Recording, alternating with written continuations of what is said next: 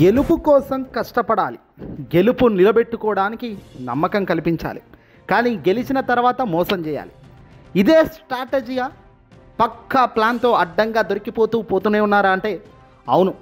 ఇంతకీ మనం మాట్లాడేది ఎవరి గురించో కాదు, జనసేన పార్టీ అధినేత, ఆంధ్రప్రదేశ్ డిప్యూటీ సీఎంగా ఉన్న పవర్ స్టార్ పవన్ కళ్యాణ్ గురించే. పవన్ కళ్యాణ్ గారు గెలిచేదాకా ఓ మాట, గెలిచినాక మరో మాట. మాట మార్చడంలో చంద్రబాబుకు కన్నా 1000 మార్కులు అంటున్నారు ప్రస్తుతం పవన్కు. ఇక ఎమ్మెల్సీగా ఇటీవల జనసేన నేత కొనిడెల నాగబాబు తొలి అధికారిక ప్రకటన గురించి తెలిసిందే. ఆయన ఇటీవల తొలిసారిగా ఎమ్మెల్సీగా కూడా ప్రమాణ స్వీకారం చేశారు నాగబాబు. అటు తిప్పి నాగబాబును ఆ పొజిషన్లో కూర్చోబెట్టింది కూడా పవనే. కుటుంబ రాజకీయాలు అవసరం లేదు, కుటుంబంలో అందరూ రాజకీయాల్లోకి రావాల్సిన అవసరం లేదు, మనమేనా అంటూ మాట్లాడిన పవన్ కళ్యాణ్ మాటల దాకే ఇవన్నీ కూడా చేతలకు వచ్చేదాకా మన వాళ్ళే ఉండాలి అనే కాడికి ఉన్నారు. ఇక తాజాగా నాగబాబు పెట్టిన పెంట చాలా తీవ్ర స్థాయికి వెళ్ళింది. తొలిసారిగా ఎమ్మెల్సీగా వచ్చిన నాగబాబు ఆయన అధికారిక ఒక సభ దగ్గర ఉద్రిక్తకు దారితీసింది. గొల్లప్రోల్లో అన్నా క్యాంటీన్ శుక్రవారం ఉదయం ఆయన ప్రారంభించారు. ప్రారంభ సమయంలో అక్కడే ఉన్న తెలుగుదేశం పార్టీ కార్యకర్తలు జై వర్మ జై వర్మ అంటూ నినాదాలు చేశారు. దీంతో తమ్ముళ్లకు కౌంటర్గా జనసేన సైనికులు ఒక్కసారిగా కౌంటర్ ఇస్తూ వాళ్ళు నినాదా చేశారు జై జనసేన అంటూ. నాగబాబు ప్రారంభంలో హడావుడిలో ఉండగానే కాసేపు ఆ పోటీ నినాదాలు పర్వం కొనసాగిందట. దీంతో ఆయన వాళ్ళ వంక ఓ లుక్కేసి ఏమీ పట్టనట్లు తన కార్యక్రమంలో మునిగిపోయారట. ఈలోపు బయట ఉద్రిక్తత వాతావరణం నెలకొనగా అక్కడికి రంగప్రవేశం చేసిన పోలీసులు వెంటనే ఇరు వర్గాలను శాంతిపరిచే ప్రయత్నం చేశారు. పిఠాపురంలో వాస్తవానికి ఎవరి వల్ల నువ్వు గెలిచావయ్యా పవన్ అంటే ముక్కుసూటిగా పవన్ చెప్పాల్సిన ఏకైక మాట వర్మ గారి వల్లే. వర్మను అక్కడి నుంచి తప్పించి తెలుగుదేశం పార్టీ చంద్రబాబు నాయుడు గారితో వర్మను దిగమింగుకునేలా చేసి వర్మను అక్కడ డౌన్ చేసి వర్మ ప్లేస్ను కైవసం చేసుకున్న వ్యక్తి పవన్ కళ్యాణ్. అయినప్పటికీ వర్మ తన సాయశక్తుల పిఠాపురంలో పవన్ కళ్యాణ్ గెలుపు కోసం కష్టపడ్డ ఏకైక వ్యక్తి. మరి అలాంటి వ్యక్తికి ఈరోజు అవమానం జరుగుతుంటే వర్మకు సంబంధించిన కార్యకర్తలు ఊరుకుంటారా? ఖచ్చితంగా వాళ్ళు ఊరుకోరు.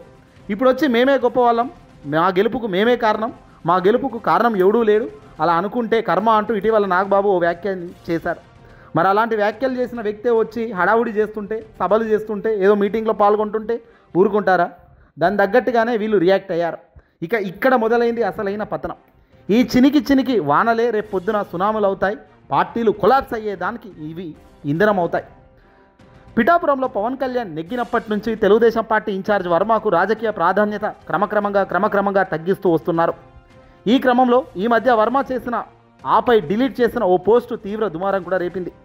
ఈలోపు ఈ మధ్య జరిగిన జనసేన ఆవిర్భావ సభలో పవన్ కళ్యాణ్ గెలుపునకు ఎవరూ కారణం కాదంటూ సంచలన ప్రకటన చేయడం, అలా ఎవరైనా అనుకుంటే వాళ్ళ కర్మ అని నాగబాబు స్వయంగా మాట్లాడడం, దాన్ని నాగబాబును కనీసం తప్పుబట్టని పవన్ కళ్యాణ్, ఇలాంటి వ్యక్తుల మధ్య నిజంగా ఎందుకు మనం ఓడిపోవాల్సిన పరిస్థితి వచ్చిందంటూ వర్మ అనుచరులు రగిలిపోతున్నారు.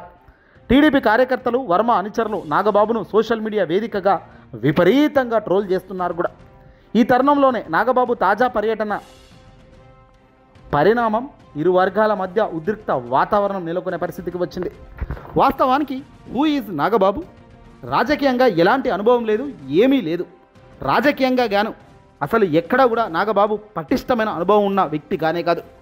కనీసం మెగాస్టార్ చిరంజీవి అయినా పవన్ కళ్యాణ్ అయినా సినిమాల్లో రాణించి వాళ్ళకు ఓ ఇమేజ్ సంపాదించుకున్నాక వాళ్ళు ఒక అడుగు అటు ఇటు వేశారు, అది వేరే విషయం.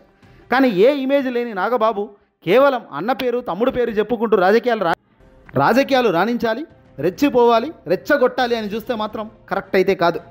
వాస్తవానికి నాగబాబుకు ఎలాంటి నైపుణ్యం లేకపోయినప్పటికీ జనసేన పార్టీలో చేరి తమ్ముడు వెనకాల అక్కడిక్కడ నడుస్తూ తనకు ఇమేజ్ సంపాదించుకునే ప్రయత్నంలోనే ఇప్పటికీ ఉన్నారు.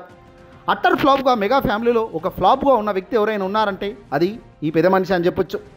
తాజాగా ఎమ్మెల్సీగా అటో ఇటో జనసేన పవన్ వీళ్లకు వాళ్ళకు కన్ఫ్యూజ్ చేసో కాంప్రమైజ్ చేసో ఓ పదవి అయితే ఇప్పించారు. ఉన్న పదవిలో బాధ్యతారహితంగా ఉన్న పదవి సరిగ్గా చేసుకుంటూ మంచి పేరు తెచ్చుకుంటే అదే 10,000. అంతేగాని ఎమ్మెల్సీగా జనసేన నేతగా కొనిడెల నాగబాబు అధికారం ఉంది కదా, అధికారంలో నేను కూడా ఉన్నాను కదా అంటూ ఇలా వీళ్ళను రెచ్చగొట్టుతూ వ్యాఖ్యలు చేయడం, లేకపోతే రెచ్చగొట్టే అంశాలలో తాను ముందు వరుసలో ఉండడం, పోస్టింగ్లు పెట్టడం చేయకూడదు. ఇలాగే ముందుకు పోతామంటే ఇదిగో ఇలాగే కౌంటర్లు వస్తాయి. ఆ కౌంటర్ దాడులు కూడా ఎదుర్కొనే సత్తా దమ్ము కూడా ఉండాలి. ఒక మాట అనడం కాదు, పడేదానికి కూడా సిద్ధంగా ఉన్నప్పుడే రాజకీయంగా మనగడ ఉంటుంది. Megastar Chiranjeevi, power star Pawan Kalyan వంతే ఎన్నో చూశారు. ఇక నాగబాబు చూడాల్సిందే. అలా కాదు అని రెచ్చిపోతే పరిణామాలు వేరుగానే ఉంటాయి.